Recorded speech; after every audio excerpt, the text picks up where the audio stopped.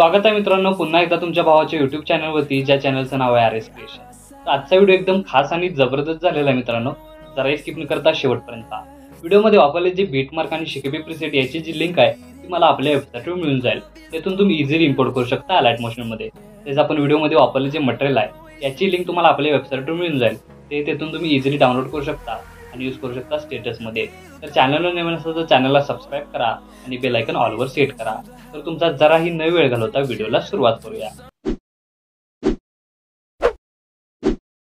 जय श्रीराम जय शिवराय मित्रांनो, तर डेमोमध्ये बघितल्याप्रमाणे रील क्रिएट करण्यासाठी आपल्याला अलाइट मोशनची गरज लागणार आहे। त्यासाठी अलाइट मोशन डाउनलोड करून सगळ्यात पहिल्यांदा अलाइट मोशन ओपन करून घ्यायचं आहे। ओपन करून घेतल्याबरोबरच तुम्हाला अशा प्रकारे इंटरफेस दिसून येणार आहे।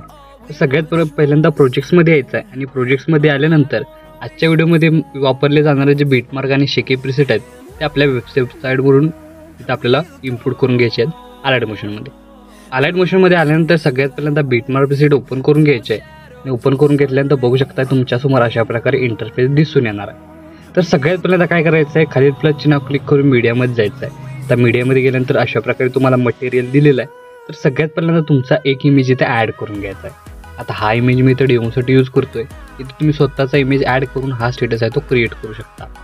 आता इमेज ॲड करून घेतल्यानंतर याला फुल स्क्रीन करण्यासाठी वरती 3 डॉटला क्लिक करून फिल कंपोजिशन एरिया या ऑप्शनला क्लिक करायचं आणि थोडंसे साईज वाढवून इथं आपल्याला अशा प्रकारे इमेज आहे तो सेट करून घ्यायचा आहे। सेट करून घेतल्यानंतर सगळ्यात पहिल्यांदा याची लेंथ 13.29 म्हणजे शेवटच्या बीटमार्कपर्यंत वाढवून घ्यायची आहे आणि तोच इमेज लेअर काय करायचा आपल्याला अशा प्रकारे बघू शकता। सगळ्यात पहिली जी बीट आहे 6.18 या सेकंदाच्या बीटमार्कवर येऊन इमेज लेअरला क्लिक करून बरोबरच त्याच्या खाली या इमेज लेअरचे 2 भागात ऑप्शन कट करायचा दिसतो, त्याच्यावर एकदा क्लिक करायचं आहे। काय करायचं, इथपासून चालवणाऱ्या प्रत्येक बीटमार्कला आपण 2 भागात कट करून घ्यायचं। कट करून घेतल्यानंतर तुम्हाला याचा ओव्हरऑल लुक युनिक असा दिसून येणार आहे आणि तुम्हाला कॉम्बिनेशनही आपल्याला इथे युनिक असं दिसून येणार आहे। तर बघू शकता प्रत्येक इमेज लेअरचे वेगवेगळे भाग झालेले आहेत। आता नेक्स्ट स्टेप काय करायचं आहे की ह्या दोन्ही लेअर इमेज लेअरच्या खाली ह्या दोन्ही लेअर आहेत ते आपल्याला लॉंग प्रेस करून वरती घेऊन यायच्यात अशा प्रकारे, म्हणजे इमेजवरती प्रॉपर दिसून येतील। बघू शकता अशा प्रकारे।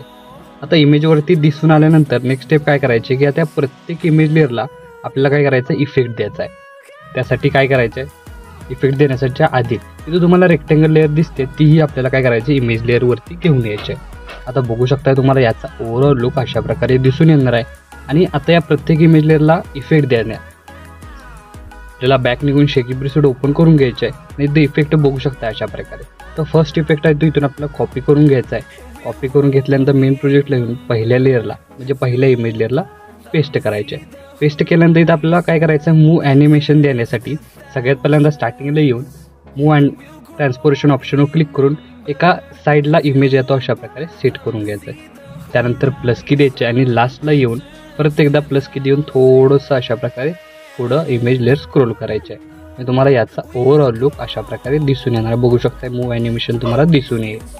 तर मूव्ह ॲनिमेशन झाल्यानंतर वरती तुम्हाला रोया असा शब्द दिसतोय, तिथे तुम्ही तुमचं नाव चेंज करण्यासाठी सिम्पली या रोया या लेअरला क्लिक करून एडिट टेक्स्टवर क्लिक करायचं आहे। आता जिथं रोया लिहिलेलं आहे तिथं मी ओमेल लिहितो, बघू शकताय।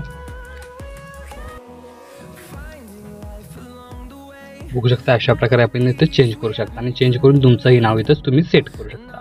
तर पहिलं ॲनिमेशन क्रिएट झालेलं आहे। सेकंड ॲनिमेशनसाठी आपल्याला 6.18 या सेकंदाचे बीटमार्कवर येऊन सिम्पली इथून बॅक निघून शेकेबी प्रीसेट ओपन करून घ्यायचे आहे आणि हा जो सेकंड नंबरचा इफेक्ट आहे तो इथून आपल्याला कॉपी करून घ्यायचा आहे। कॉपी करून घेतल्यानंतर मेन प्रोजेक्टला येऊन सगळ्यात पहिल्यांदा इथे आपल्याला काय करायचं आहे 6.18 या सेकंदाच्या बीटमार्कला हा इफेक्ट पेस्ट करून इथपासून चालवणाऱ्या प्रत्येक एकाड एक इमेज लेअरला इथं आपल्याला काय करायचं आहे हा इमेज अप्लाय करायचा आहे, म्हणजे याचं युनिक असं कॉम्बिनेशन आणि युनिक असा लुक तुम्हाला व्हिडिओमध्ये दिसून येणार आहे।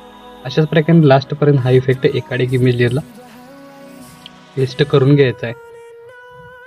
अशा प्रकारे हा सेकंड नंबर झालेला आहे।